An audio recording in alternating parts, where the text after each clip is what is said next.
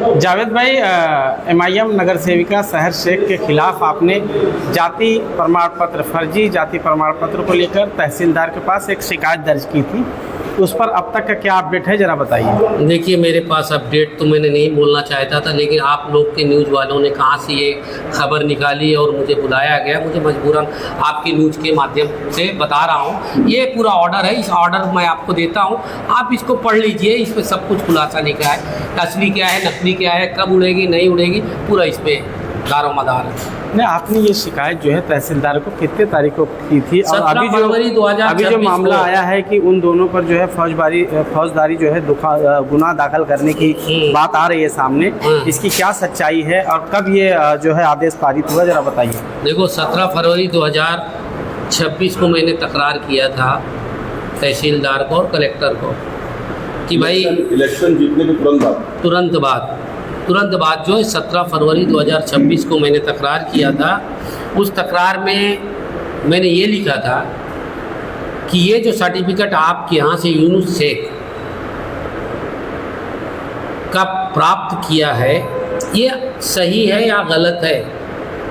मैं उनसे यही पूछा और मैंने वो ये नहीं बोला कि गलत है कि सही है, लेकिन उन्होंने मुझे जो है 20 फरवरी 2026 को लिखित में दिया कि हमारे यहाँ का नहीं है, ये जो सर्टिफिकेट है हमने जो दिया है वो महाराष्ट्र नमूना में नहीं आता है, वो वहाँ पे महाराष्ट्र नहीं लिखा, ये हमारा नहीं है। फिर हमने एक तकरार किया 9/3/2026 को कि भाई इसके ऊपर फौजदारी गुनाह दाखिल करो। फिर उन्होंने कहा नहीं, हेयरिंग लगाना है, उनको भी बुलाना है, कैसा हम FIR करें, वो बराबर कानून की बात है, दोनों पक्ष सुनना चाहते हैं। हाँ, 18 मार्च 2026 को सुनवाई हुई। सुनवाई में जो अभी न्यूज़ वाले साहब बोल रहे थे कि वो तो बोलते हम गए नहीं, हमको बुलाए नहीं, तो कितना झूठ बोलेंगे। ये देखो, उनके तीन जो है वकील थे। जो वकील बता दूं, एक वकील था वसीम शेख, इमरान चौधरी, SY शेख, 3 वकील आए। उन्होंने कहा उनको जो है हार्ट की बीमारी है और नेक्स्ट तारीख दे दो, तो उनको नेक्स्ट तारीख 23 तारीख को दिया गया। 23 तारीख को लोग आए, उन्होंने कहा हमारा सब सही है, सही है। फिर फाइल को बंद किया गया और 25 तारीख को ये ऑर्डर तहसीलदार किया है कि ये जो सर्टिफिकेट लिया है ये महाराष्ट्र और उप विभाग अधिकारी थाने को फंसाने के लिए आए, इसके ऊपर फौजदारी गुनाह दाखिल होना चाहिए। ये सिफारिश पत्र कहाँ पे भेजा उन्होंने, आपको बता दूँ। जात प्रमाण पत्र मुंबई शहर, जिला कार्यालय मुंबई शहर, जिला कार्यालय सामान्य विभाग, और तकरारदार और जिसके विरुद्ध है उसको वो लेटर उन्होंने भेज दिया है। अब इसकी जो है सिफारिश पत्र के ऊपर उप विभाग अधिकारी फौजदारी गुनाह दाखिल के लिए तजवीज़ कर रही है। वो भी पूछेंगे, भाई उनको भी जवाबदारी है ना, तो तजवीज़ कर रहे हैं और तजवीज़ होने के बाद उसके ऊपर गुनाह दाखिल होगा, फौजदारी होगा कि इन्होंने गलत करके इलेक्शन लड़े, तो ऑटोमेटिक वो उड़ जाएगा। इसलिए ये प्रोसीजर अभी है और इंशाल्लाह बहुत जल्द जो है FIR जो है दर्ज होने की संभावना है और मैं वो अधिकारी और वो प्रशासन के लोगों का भरोसा करता हूँ। इस मामले में यूनुस शेख का कहना है कि हमारे तक कोई अपडेट नहीं पहुंच पाया, हमारे तक कोई नोटिस, कोई पेपर नहीं पहुंच पाया है कि हमारे ऊपर जो है इस तरह से फौजदारी जो है गुनाह दाखिल होने। ये आर्डर में लिखा है, देखो सबको एक एक कापी भेजा गया है। कुछ भी बोलेंगे चलेगा क्या यार, ये लेटर लिखा है, यूनुस शेख को भेजा गया है, तकरारदार को भेजा गया है, मुंबई शहर को भेजा गया है, जात प्रमाण पत्र पड़ताली को भेजा गया है, मिला नहीं। और फिर ये वकील कहाँ से आए, ये वकील कहाँ से आए, ये भी सरासर झूठ है। बोलते हमको मालूम नहीं है, कैसी आप बात कर रहे हैं। आप वो जो बोल दिया मान लिए, हम कागज के ऊपर बात करते हैं, हमारे पास कागज है। मान नहीं रहेगा, आपको बता रहे कि उनका कहने से नहीं, उनका कागज देके क्या आपने, मैं तो आपको कागज भी दे रहा हूँ, कागज दे रहा हूँ। उनके 3 वकील के सामने हेयरिंग, और हेयरिंग के सामने सब खुलासा हुआ। जावेद भाई, ये पूरे प्रकरण में एक बात सवाल खड़ा होता है कि जो ऑफिसर था, रिटर्निंग ऑफिसर, जिसने उनका डॉक्यूमेंट्स कबूल किया, उसके ऊपर कार्रवाई की मांग करेंगे आप? क्योंकि वहीं से पूरा खेल शुरू हुआ ना।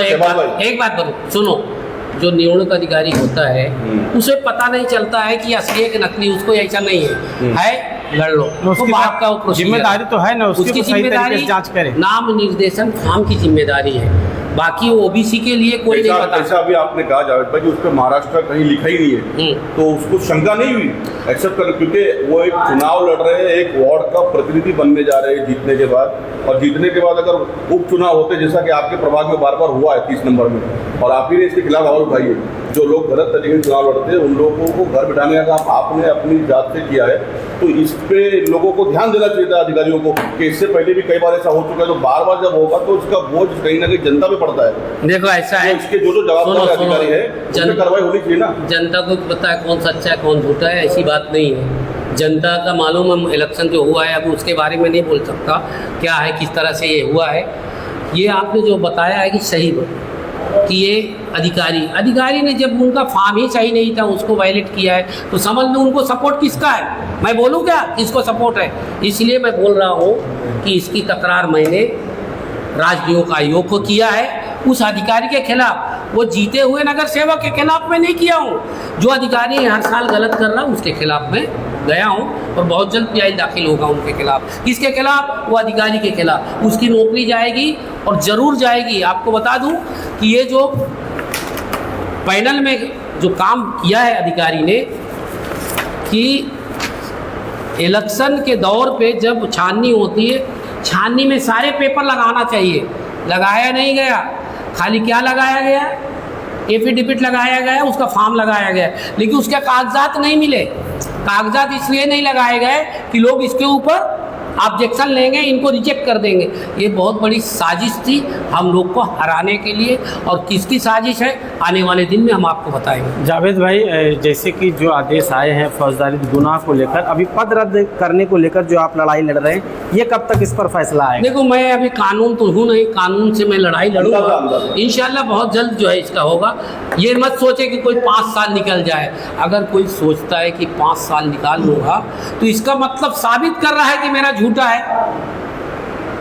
हर आदमी झूठे सर्टिफिकेट लगा के इसी अंदाजे से 5 साल निकल जाएगा, देखेंगे। तो इसीलिए ऐसा महाराष्ट्र में होता रहेगा क्या?